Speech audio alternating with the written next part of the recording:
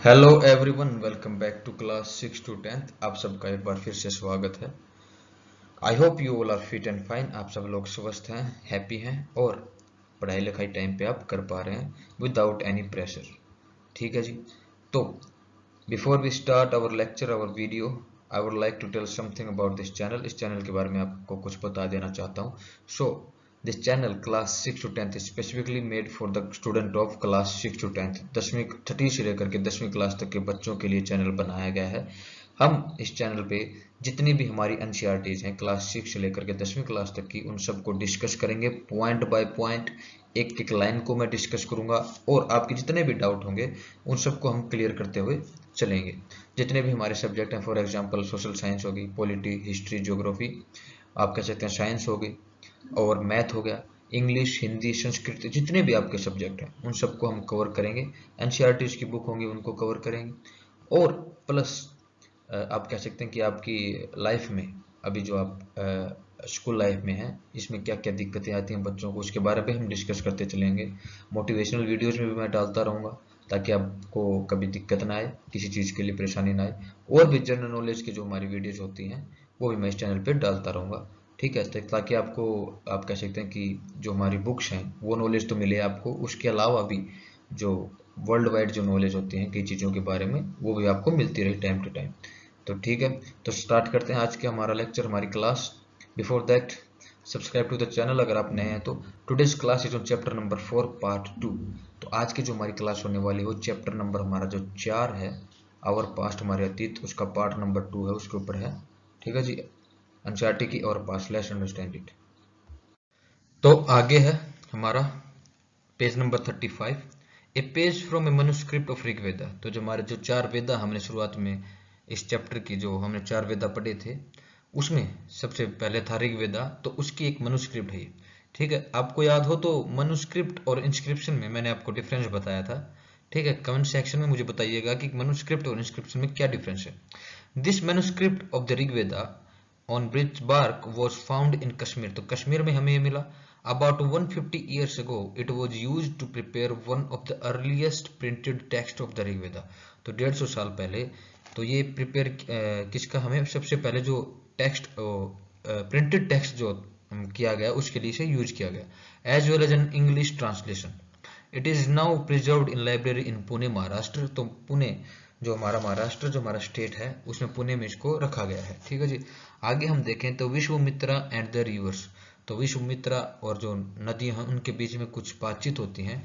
ठीक है, पिछले हमने पेज पे पढ़ा था कि कैसे विश्वामित्रा और जो नदियां हैं उनके बीच में क्या क्या बातें होती हैं, उसके बारे में हम थोड़ा जान लेते हैं। तो विश्वामित्रा कहते हैं, O rivers come down from the mountains like two swift horses. तो वो नदियों को हॉर्सेस से कंपेयर करते हैं, घोड़ों से कंपेयर करते हैं कि जो नदियां हैं वो पहाड़ों से किस तरह आ रही हैं, जैसे कि 2 घोड़े आ रहे हैं। Like two shining cows that lick the cows. तो ऐसे लग रहा है कि 2 चमकती हुई गायें आ रही हैं पहाड़ों से और वो अपने जो बच्चे हैं उनको लिक कर रही हैं, उनको मतलब उनसे प्यार कर रही हैं। You move like chariots to the seas through the power of Indra. तो जो पावर, जो इंद्र जो हमारे गॉड हैं, उनसे पावर ले रही हैं। You you are full of water and wish to unite with one another. और आप जो है पानी से भरी हुई है और आपके अंदर क्या है कि विश है, ठीक है, एक दूसरे से यूनाइट होने के लिए, इकट्ठा होने के लिए। The rivers we who are full of water move along the path the god have made for us. तो नदियां, अब विश्वामित्र कह रहे थे कि आप ऐसे लग रहे हैं कि जैसे 2 घोड़े और 2 गायें पर्वत से, माउंटेन से आ रही हैं और वो अपने बच्चों से स्नेह कर रही हैं, प्यार कर रही हैं। उनकी उनके रिप्लाई में रिवर्स क्या कहती हैं, नदियां क्या कहती हैं कि we who are full of water, हम नदियां जो पानी से भरी हुई हैं, move along the path the god have made for us, हम उसी रास्ते से चाहते हैं जो रास्ता भगवान ने हमारे लिए सेट किया है। Once we start flowing we can not be stopped. अगर हमने एक बार बहना शुरू कर दिया हमें कोई नहीं रोक सकता। Why do you pray to us O sages. तो वो कहते हैं कि आप हमारे लिए प्रे क्यों कर रहे हैं ऋषि। विश्वामित्रा कहते हैं कि O sister please listen to me. वो कहते हैं कि बहनें हमें सुनिए। The singer who has come from a distance with his chariots and cars. उन्होंने कहा कि लोग बहुत दूर से आए हैं Let your water not rise above our axles so that we can cross safely। वो कहते हैं कि आपका जो पानी है वो हमारे चैरियट से, हमारे रथ से ऊपर न जाए ताकि हम पार कर सकें इसे। विश में तो रिवर्स कहते हैं, the rivers, we will listen to your prayer so that you can cross safely. हम आपकी प्रेयर हैं उसको सुनेंगे ताकि आप नदी को आराम से पार कर सकें। Historians point out that this hymn was composed in the area where the rivers flow. तो हिस्टोरियन से पता लगा है कि जो हेम्स लिखी गई हैं वो ऐसी जगहों पे लिखी गई हैं जहाँ पर नदियाँ आम होती थी या फिर फ्लो होती थी। They also suggest that the sages lived in a society where horses and cows were valued animals। तो हम जानते हैं कि हॉर्सेज और काउस दोनों ही वैल्यूएबल एनिमल्स होते थे उस समय पे। इनकी काफ़ी हम कह सकते थे कि इनको माना जाता था उस समय पे। That is why the rivers are compare to horses and cows. इसी वजह से यही वजह है कि जो नदियां हैं उनको कंपेयर किया गया हॉर्सेज से और काउस से। ठीक है जी।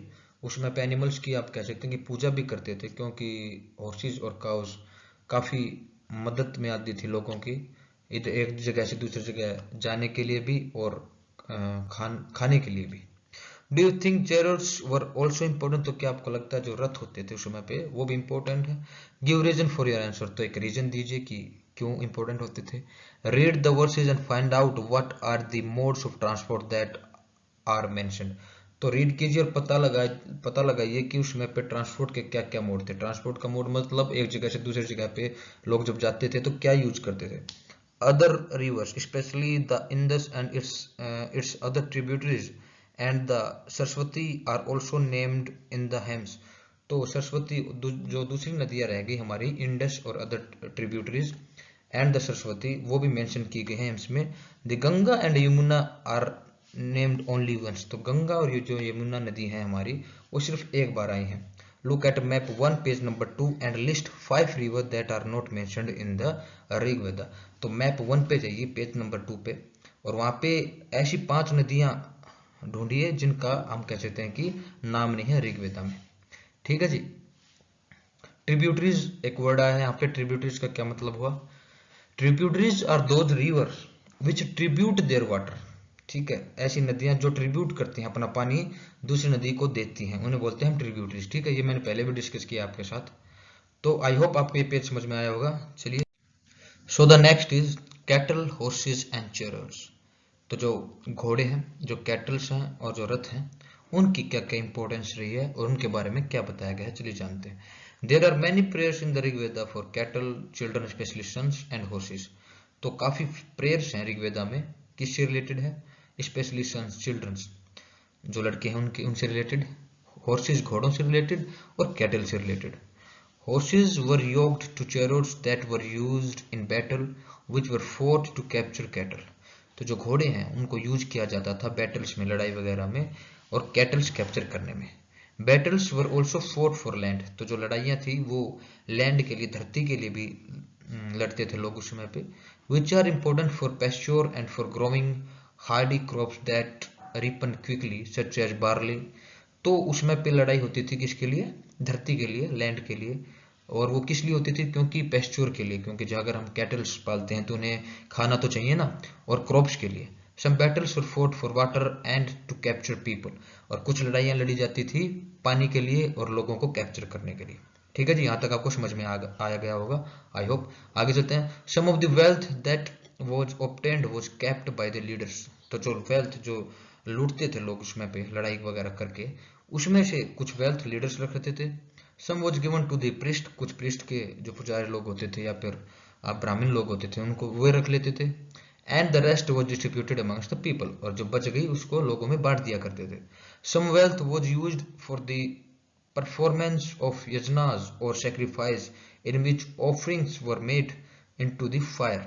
ठीक है, तो कुछ जो वेल्थ थी वो यूज की जाती थी, आप कह सकते हैं सेक्रीफाइस उसमें पे लोग करते थे, जो कि आग वगैरह जला करके उसमें आहुति देते थे। Okay, these were meant for God and goddesses. और ये किस लिए करते थे, भगवान के लिए, देवी देवताओं के लिए करते थे। ठीक है, उनको खुश करने के लिए करते थे। Offerings could include ghee, grain and in some cases animals. तो जो उसमें आहुति देते थे, जो सेक्रीफाइस करते थे, उसमें क्या क्या शामिल होता था, घी, ग्रेन्स एंड समटाइम्स एनिमल, तो कई बार जानवरों को भी उसमें आहुति देते थे। Most man took part in this wars, ज्यादातर आदमी भाग लेते थे इन सब लड़ाइयों में।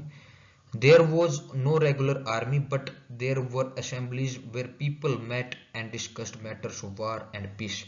तो कोई ज़्यादा रेगुलर आर्मी नहीं थी, लेकिन ऐसी जगहें थी जहाँ पे लोग मिलते थे, बैठते थे और डिस्कस करते थे वार के, लड़ाई वगैरह या पीस के बारे में। They also choose leader who were often brave and skillful warriors. तो जब भी लीडर चुनने की बात आती है, ठीक है, आपके भी क्लास में अगर कोई मॉनिटर है या फिर कॉलेज में कोई लीडर है, तो leader is always skillful and brave. ठीक है, लीडर वही होगा जिसमें हम कह सकते हैं ताकत होगी, बोलने की, कुछ करने की क्षमता होगी, वही लीडर बनेगा आगे चल के। वर्ड्स टू डिस्क्राइब पीपल, तो शब्दों को यूज किया जाता था लोगों को डिस्क्राइब करने के लिए। ठीक है, आज के समय में जैसे हम लोगों को डिस्क्राइब करने के लिए शब्दों का उपयोग करते हैं। There are several ways to describing people, कई तरीके हैं लोगों को डिस्क्राइब करने के। In terms of work they do, जिस तरह का काम वो करते थे। The language they speak, the place they belong to, their family, their communities and cultural practices. तो आज के समय पे भी अगर हम देखें तो हम लोगों को डिस्क्राइब करते हैं कहाँ पे, किस तरह से, जिस जगह पे वो रहते हैं, उनकी family. The language they speak, जैसी भाषा वो बोलते हैं, कल्चर जैसी प्रैक्टिस वो करते हैं। ठीक है जी। Let us see some of the words used to describe people found in the Rigveda. तो चलिए जानते हैं कि ऋग्वेदा में जो किस तरह से लोगों को डिस्क्राइब किया जाता था। There are two groups who are described in term of their work, the priest sometimes called Brahmins. तो प्रीस्ट जैसे मैंने आपको पहले बताया था, वो लोग होते हैं जो पुजारी होते हैं या फिर ब्राह्मण्स होते हैं, पूजा पाठ में उनका ज्यादा ध्यान रहता है। Who performed various rituals and the rajas, और जो राजाज होते हैं, एक राजा और एक प्रीस्ट, इनमें डिवाइड किया जाता था। This rajas were not like the ones you will learn about later. तो ये राजा वैसे नहीं है जो आप लेटर पढ़ेंगे आगे चल के। They did not have capital cities, उनके पास कोई कैपिटल सिटीज नहीं होती हैं। प्लेसेस और आर्मीज, ना ही प्लेसेस होते हैं बड़े बड़े आप कह सकते हैं महल, और ना ही उनके पास आर्मी होती है। नोर डिड दे कलेक्ट टैक्सेस, ना और ना ही वो लोगों से टैक्स कलेक्ट करते हैं। सो आई होप आपको ये पेज भी आपको समझ में आया होगा अच्छे से। ठीक है, फिर भी अगर आपको कहाँ पे दिक्कत लग रही है तो आप मुझे जरूर बताइएगा। Thank you for watching the video. हम फिर से मिलेंगे एक नई वीडियो के साथ, पार्ट नंबर 3 के साथ। ठीक है, ऐसे करते करते हम पूरी बुक को कवर कर लेंगे इजीली से। ठीक है, I hope you like it. We will meet soon. Subscribe कीजिए चैनल को for videos on NCERT's, books, knowledge and motivation. तो मैंने आपको जैसे कि वीडियो की बिल्कुल शुरुआत में बताया था कि ये चैनल सिर्फ एनसीईआरटी बुक्स के लिए नहीं है, वो तो मैं अच्छे से कवर करूंगा आपके लिए क्लास 6 से लेकर के 10th क्लास तक, लेकिन उसके अलावा भी और जो बुक्स होती हैं जिससे हमें नॉलेज मिल सकती है, मोटिवेशन मिल सकता है, किसी भी तरह का ज्ञान मिल सकता है, वो भी मैं आपके लिए लाता रहूँगा इस चैनल के ऊपर। और मोटिवेशन पे वीडियोस बनेंगी, बुक्स पे बनेंगी, और जो हमारी जनरल नॉलेज होती है जो बच्चों को जाननी चाहिए उसके ऊपर भी मैं वीडियोस बनाऊंगा। आप कह सकते हैं कि बिल्कुल होलिस्टिक अप्रोच लेके चलेंगे हम एजुकेशन का। ठीक है जी, थैंक यू सो मच।